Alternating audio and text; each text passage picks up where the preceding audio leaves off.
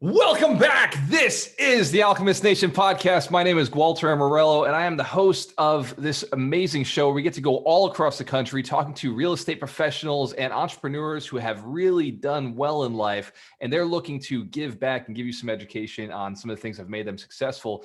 Today, I have Ben Steinberg on as a guest. Ben, welcome to the show. Thanks. Happy to be here. Ben, the first thing I said when you popped in the screen is you've got a lot of books in your background. Do you read all those? I have read all of those and many more. So my Kindle's quite full. So. Excellent. So you're a reader as well. I've read over 300 books, and like I said, many of those in the background I actually recognize as spines. What do you think draws you to read all of these success books and business books? I think my advice and what drives me to do this is life is about continuous learning and continuous improvement. And there is, you learn a little bit when you're in school, but I think in school, what you're really there to do is learn how to learn. So those are the lessons you need to take with you as you go through life is learn something new every day, right? Continually read and take advice from other people because there's no one person has all the answers, that's for sure. No, that's the reality. And Ben, you have a pretty interesting history, right? You've been in some really unique spaces. And the reason we had you on the podcast is because me and my business partner, we're looking to get more into what you're doing, right? We love rental properties. We've been buying rental properties for a long time, but you're in a very unique space. Ben, can you tell us a little bit about what you do now? Sure. The new company that we've just started is called Tapa. It is a company that's looking at next generation technology, smart OT, those types of things, and what impact they can have on not only the commercial, but also the residential real estate space. I think we've all seen where Amazon and Google and others have introduced smart devices into the home. In reality, the commercial real estate space is actually lagging behind in many instances the homes.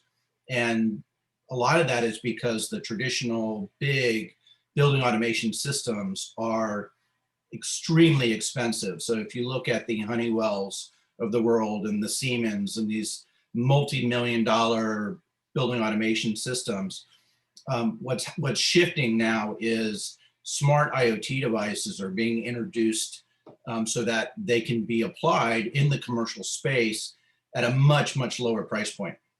And for the layman's terms, what is an IoT? So Internet of Things. And so when you look in your home, a great example would be a smart light bulb, right? So now you can talk to Alexa and say, Alexa, turn on the light, or make the light blue, or make the light yellow, right? Those kinds of things. And so being able to do that in the commercial building space with similar types of devices where it's not only light bulbs, but sensors for air quality, which is extremely important right now. Occupancy sensors, so you actually have an understanding of how many people are in a particular specific area within a building, or within a gym, or a conference room. And so being able to connect all of these different devices to improve the experience and the safety of the occupants of those buildings is at the heart of a lot of what we're trying to do with Tapa. And so you've been in real estate for a little while now, and you've been in, you've worked for some great IT companies, IBM. Like, what drew you to real estate in the first place? So I had a interesting experience. My wife overheard a conversation, and my wife is from England and has relatives on this tiny little island called the Isle of Man, which is just off the coast of England. And she heard a conversation from another young lady talking about the Isle of Man. They introduced each other. It turns out her husband is the founder of a company called Smart Building Technologies. And so I got introduced to Paul Meng. I have been, from my IBM days, software developer to begin with, and been involved in large-scale technology projects for years and years. So as I got into conversations with Paul, we started talking about the evolution of smart buildings and where it's going, and how there needed to be disruption in the market, like we've seen in many other markets, for these big, really expensive building automation systems. There's going to have to be a next generation. So we've been talking about it for 10 years. We actually put a proposal together probably 8 years ago, and the market still wasn't ready for it. So we relaunched the company, or the idea of this unified building technology a couple of years ago, once again. And we actually spun out from SmartBT, the new Tapa with all of the IP and technology. And we've been now taking it to market. We went live about 3 months, excuse me, about 3 months ago with the first version of the product. Excellent. And what is the success you've seen so far? Have you gotten it into a building, or at least gotten somebody to say, you know what, this is something that I very seriously want to put in something I own? Yeah, so we actually started, excuse me, in Smart T with a couple of prototypes. So worked directly with some big companies like JLL to get this installed and up and running. And then what we've done is taken the technology that was built as a prototype and really built it to scale.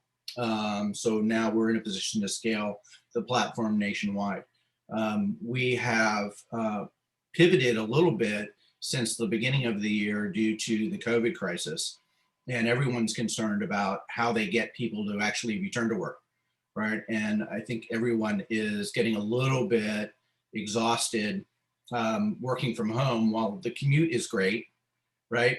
The kids in the background, and honestly, not being able to just get with people and have whiteboard sessions and brainstorming and that shared experience that you get with working with a group of folks. So how do you get people comfortable in moving back into the office space as this pandemic and hopefully the vaccines make this a reasonable thing to do? So we switched from a focus on the core platform and tenant experience for things like, how do I get catering? How do I get food to come in? How do I get laundry services, which was part of the original design for the product, to how do I know what the air quality is? And so we're working with a company called Aware that has an air quality sensor. We've put together a product there you can put the sensor technology in all of the rooms, and we'll bring that together on a dashboard. So not only does the management organization understand what the quality of the air is throughout the building, but the actual tenants can go on their mobile phone and see what the air quality is.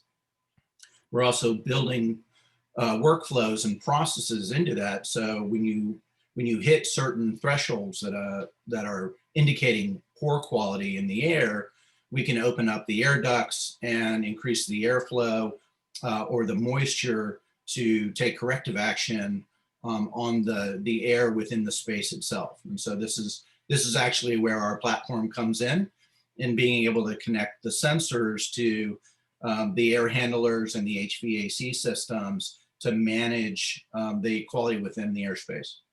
So Ben, you've got a great system, and for everybody who's listening, the commercial property he's talking about are office spaces. JLL is they're a large property manager for office spaces, and they handle basically staffing and maintenance of the building. So for a company like that, this could, in a lot of ways, remove some employees for them, which saves them a ton of money to have a platform that's actually monitoring the building and making sure everything is being handled properly.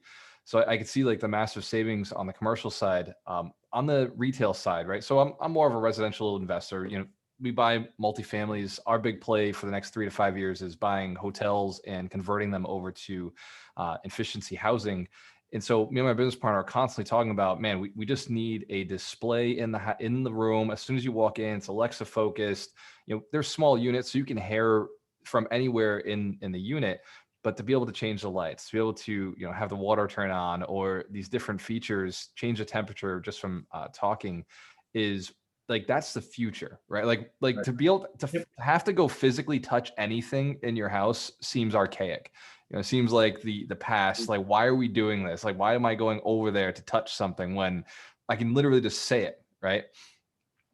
So is that the belief system you have, that really the technology is here? Why are we not using it? Absolutely. So everything from, in fact, we're not only doing large commercial buildings, but we're also with this air quality solution distributing to schools and to places of worship, restaurants, where you could actually put a QR code on the door outside, and with your phone immediately pull up the air quality inside the building and understand you're walking into a safe environment. And then, to your point, part of our original design was to give tenants in those buildings control of lighting, control of thermostat, to be able to schedule a shared conference room all from your mobile phone, right? Without having to touch anything throughout the buildings. And in fact, we have designs in place so that you can actually move through the entire building without touching anything. So you've got door entry and access through your phone. You've got a vending machine control. So if you want to get a bottle of water, you just pay with your phone. Water comes out. Those kinds of things, I think, are going to be the minimum requirement to play, particularly when you look at the Class A and Class B building space. Yep. And as this technology gets less and less expensive, an interesting fact is about 80% of the commercial real estate that's out there today exists without any kind of building automation system. Yeah, no, it's archaic, right? It really is. The only thing that has any kind of automation would be Walmart. You go to Walmart, the door opens. Like, hey, we figured that out, right? Right. Yeah, no, that's exactly right. And that's why I say that, the residential space has actually leapfrogged the commercial space. And I think over the next 5 to 10 years, the commercial real estate space has to catch up. It has to, or it's going to die, Yeah, right? Like there's no option. There's very little, and we talk about commercial all the time. Like we're avoiding it in a lot of respects, but I mean, we're also excited. Like we're seeing hotels, at discounts. We've never been able to get into the hotel industry, never been able to get those massive, beautiful buildings with all the parking lots. We've always had to either develop or rehab an older apartment building. And now we're getting access to hotels because they just don't work anymore. They didn't pivot fast enough. Yep. And so we see the same thing in office space. There are some office spaces that we're overbuilt in office in a lot of areas because of where the nation is. But then there's some offices that they're not going anywhere, right? Like there's just some offices that are required. They will continue to be.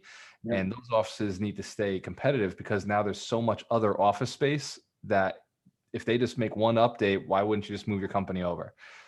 That's right. No, that's exactly. A lot more. Yeah. Yeah, and I think you'll see a lot of large companies looking at doing that now. We talk about Class A building space. Most of that does exist within cities. Yeah. And so one of the big trends that you're seeing right now is people actually moving away from the city and into the suburbs, right? And the biggest problem is mass transportation. So nobody wants to get on a bus anymore. Nobody wants to use the metro system. So as companies actually move their office space into more residential areas, there's going to be a huge opportunity for automation for those buildings, which for the most part doesn't exist right now. Yeah, and I like that the air quality tests are available. I'd like to see something like that in residential, right? Like just going into my own house, knowing that the air is clean, I can sleep at night. There's no allergens or the potential of COVID or something, mold, right? Like mold. I was a real estate agent for years, still am, but I remember going on appointments, and if there was mold, like terrifying, right? Because of the health factors. So in mold, there would be people who would get sick from it, have it in their house and not know it was there because it was behind one of the walls and it was leaking from the outside. There's no leaking, no signs that there was anything wrong, but getting sick from having that situation in their house. And nobody gets a mold test, right? Like nobody goes and calls a home inspector for a mold test unless you're buying a house for the first time. So having a feature like this available in the retail world is, it's going to be huge. I think what you're doing is you're really pioneering something. even though it seems like it's not a pioneer, like even though it's like, this technology's been around forever, like you're actually really the first to, not the first to do it, but you're doing it on a larger scale. You're really going out there in a big way. Yeah, that really is the idea. And so what we've done actually for a go-to-market strategy is not build out a big direct sales force, but actually use some of the relationships that Paul had with Smart BT to connect to some of the large distribution houses that have direct relationships with systems integrators around the nation. So we work with Alps Controls is one, Yep. and they support 2,000 systems integrators across the country and are now showcasing our platform as well as our air quality solution as a way to get that out there. So that was part of the vision of let's not build a one-off solution. Let's go to AWS actually and build a cloud-based SaaS solution that's easy for everyone to deploy and that scales, has elasticity and all of those kinds of things that we're going to need to support a very broad audience. So Ben, I like that you started big, right? You started saying, hey, how do we get to the top? I can't waste my time building a small silo. We've got to go straight to the players who have access to the players and the players and the players. And you went straight to the top. So it's not a large amount of people. It's just a handful of people you got to communicate with and right. service, because they know all the problems. They know everything that somebody is looking for, instead of starting with a small microscopic space of the market, which I think a lot of entrepreneurs do. A lot of entrepreneurs just say, okay, I'm here. This is all I'm going to serve. They're not thinking outside of that. And then they're upset that their income is here, and they're upset that they're not having the expansion that they want to have, or they're upset that they're not having significance. I don't think that you have that issue, Ben. I think that you have you have the opportunity to really have a really huge positive impact. Where do you see the company going in the next 5-10 years? So I think what's interesting is that as these buildings make the transition from smart buildings, there was originally in many cities the idea that the local governments were looking at around smart cities, but the infrastructure wasn't there yet. I was fortunate enough to spend about a year with the Telecommunication Industry Association as their CIO, and three of their big initiatives. One was smart buildings because of the communication infrastructure needed within the building to make the building smart. So, and then it was 5G and how do you roll that out, and then distributed computing. And so in the future, what they are looking to do is put many data centers into a cargo container, shipping container, and drop it on the top of the building. And so you can put these on the top of, a dozen buildings, and then you'll have the compute power that will allow things like autonomous cars with 5G to have the communication bandwidth they need to move around the city without running into things, right? And Right. so all of this is kind of tied together in where the world is going from a connected world. And so as we start out with smart buildings that are then connected to transportation systems, lighting, electrical grids to optimize energy and performance and those kinds of things. Introducing machine learning and AI. As we collect data from all of these buildings, we want to, in fact, you look at, take something like air quality, for example.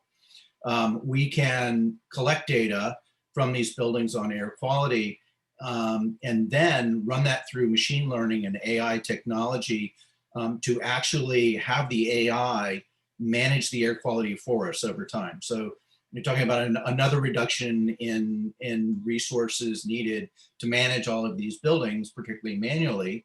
So you get reduced cost, you get higher performance, and savings in energy and all the green benefits that come from that. So, Yeah, absolutely. As a landlord, you're speaking exactly what, me and my business partner, we just finished reading the book. Well, he's read it 3 times, Life 3.0. Are you familiar with it? yep. So it's a great book. For anybody who's listening, it's a great book on artificial intelligence, the future, where things are going. And we have 5G being installed in one of our buildings, to make sure that we're part of the future. It also provides a really cool source of income. And, we're getting the solar panels mapped out to make sure that, we're getting more money back from the building itself. And, we're able to hold our rents a little bit lower because we're making money on other aspects. So it's a long-term play. But if you can be the person who provides a better service, with smart housing and, smart cities, like that's the future. We want to be a part of that wave, green cities, smart cities. And what you're doing gives us the technology behind it and the infrastructure. So as long as we keep buying real estate, we can implement what you've already got to tighten it up and make it better. Ben, this has been a phenomenal interview. I know you've got to jump off of this, but before we go, what are 3 pieces, if you go back to your 20-year-old self, 3 pieces of advice you'd give yourself to get to where you are today, faster and happier? You know, do what you love to do. Now, people have probably heard that before, but do what you love to do. And that way getting up and going to work isn't work. So that would be the first one. Continuous learning is the key to success. And so, and I'd say the third thing is probably flexibility. So as an entrepreneur, you have a goal in mind, right? You have your big hairy ass, your BHAG, right? But the path to get there is never straight. So, and you don't know what that path is going to be. So when you start a journey like this, stay flexible, keep your eyes open, don't be afraid to pivot, keep your end goal in mind, and enjoy the journey. Ben Steinberg, you are an alchemist. You have the abundance mindset. You're looking to make the world a better place. What is the easiest way somebody can find out more about you or the company that you're working with right now? So our website is tapa.cc. If you have any questions, feel free to reach out. We'd be happy to connect and talk some more. Awesome. Thank you so much, my friend. Cheers to your success. When you have a choice, always work with the best. Love it. Thank you. Later, Ben. Enjoy the rest of your day, my friend. You too. Take care. You too.